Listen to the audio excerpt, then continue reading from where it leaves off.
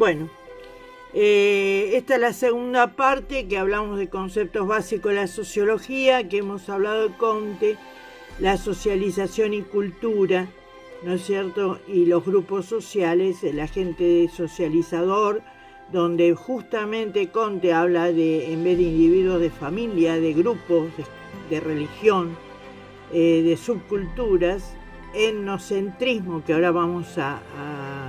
hablar de ello, la xenofobia, que es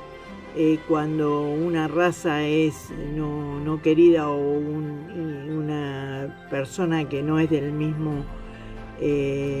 nacionalidad es rechazada, los grupos sociales, instituciones sociales y estratificaciones, del rol de Estado, de clases sociales, o sea, las clases media, alta y baja, que en esa época, en el siglo XIX, existía, etnia, géneros, movilidad social, funciones latentes y manifiestas. Pero si vamos nosotros al etnocentrismo cultural,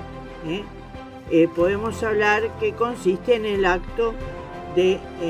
entender y evaluar otra cultura con parámetros de nuestra propia cultura, ¿no? Es encontrar nuestras propias existencias de lo nuestro, de lo original de nuestra historia, variada, aprovechada por el potencial humano, ¿no? Con otras culturas. Algunos se comprometen con ella, creen que su sociedad es grupo superior a los otros, y esto lo vemos mucho en el origen del eurocentrismo, que es a partir de 1492, donde Europa logra ponerse como centro y constituir las demás culturas como prefería. O sea, estamos hablando de una Europa, de un eurocentrismo muy, tajante en ese momento, pero en el positivismo del siglo XIX, eso va cambiando, a tal modo que Augusto Comte se distancia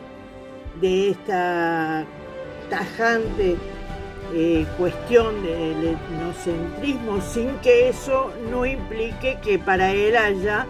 una diferencia de clases, o inclusive hablaba de diferencias entre hombres y mujeres, pero también es de la época muy común eso. Y bueno, se distinguía por competencias disciplinares, una construcción en constante transformación, la realidad social a partir de procesos históricos locales. No nos olvidemos del positivismo histórico que él nos enseña también. Bueno, yo creo que hablar de todo es hacer 2, 3, 4, 5, 6 partes de todo esto, pero bueno, nos limitamos acá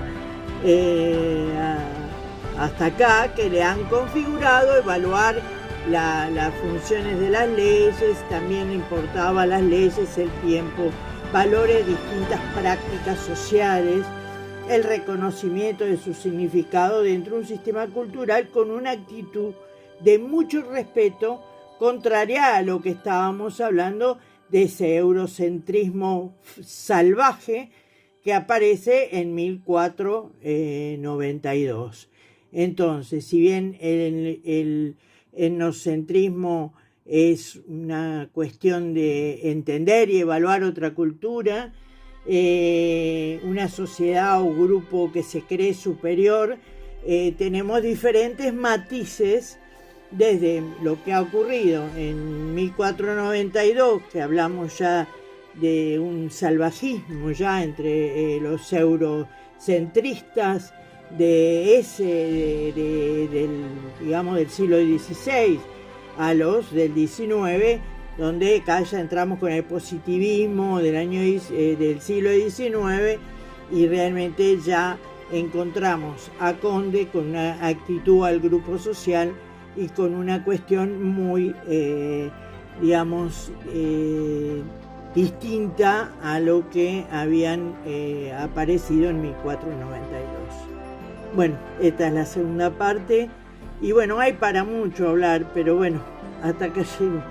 Bueno, muchas gracias, profesor, y bueno, nos mantenemos en contacto y nos veremos en algún momento. Gracias y hasta luego.